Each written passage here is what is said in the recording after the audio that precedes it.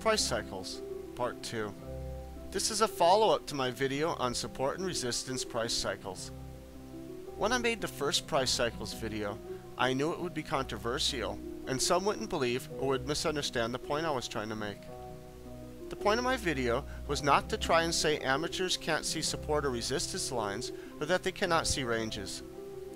The point of my video was to try and show that big money places their positions and uses their resources and influence to steer the public into the wrong direction.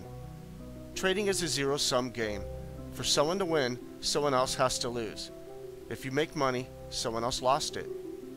As small traders wash out and quit trading, big money must continually attract new traders and continually steer them the wrong way. Support and resistance comes in many forms. The graph I posted was an oversimplification to try and make a point. I will now try and give 3 examples that many may have followed in the media without realizing the manipulation involved. Alright, let's start with our long-term daily price chart of oil. Here's our support resistance line. When oil was up near $140 a barrel, all you heard in the media was oil is going to $200 a barrel. China will add 100 million new cars. India will add 100 million new cars. Can't build a refinery. On and on and on. Big money was shorting then. Everybody else was buying, expecting oil to go up. You heard gas is going to be $7 a gallon. We're going to run out. Peak oil. Right after that, because this was beginning of a recession and a depression, and big money knew this, the price began to fall all the way down to $38. Okay, when oil was $38 a barrel, all you heard in the media was oil is going to $25, demand is down, inventories are overflowing, we're in a recession, we're heading toward a depression. Big money was buying into this, everybody else was selling, expecting the price to come down.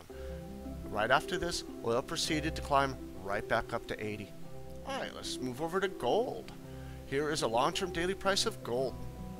Let's add a support and resistance line. Let's add another one and make a channel. When gold was peaking out at the top of the resistance line, all you heard in the media is gold is going to $2,000 an ounce. And you heard this over and over and over right before it dropped down to $800 an ounce. When gold was $800 an ounce, you heard in the media over and over again, gold is going to go down to $400 an ounce, right before it climbed right back up to $1,000.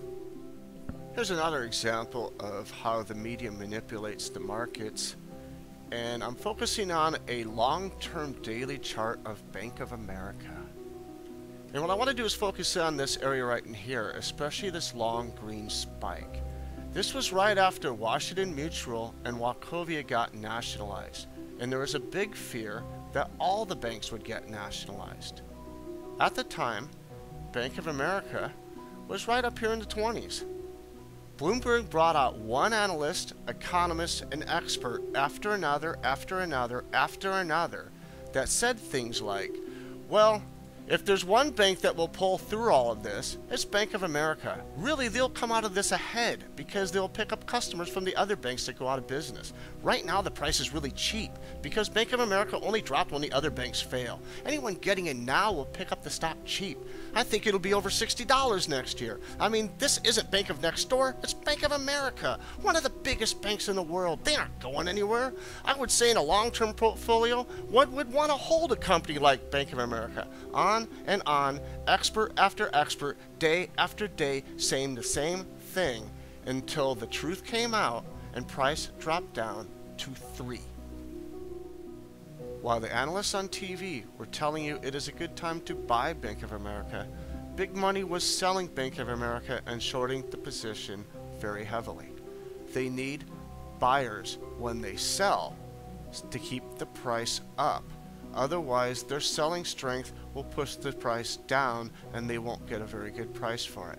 By drumming up story after story in the media to say it is a good time to buy this stock, they got buying strength to offset their selling strength. I could give many, many more examples, but it would probably be pointless. Some will never believe this anyways. So I will simply suggest to those watching this that they be aware that when markets move, often they are being pushed.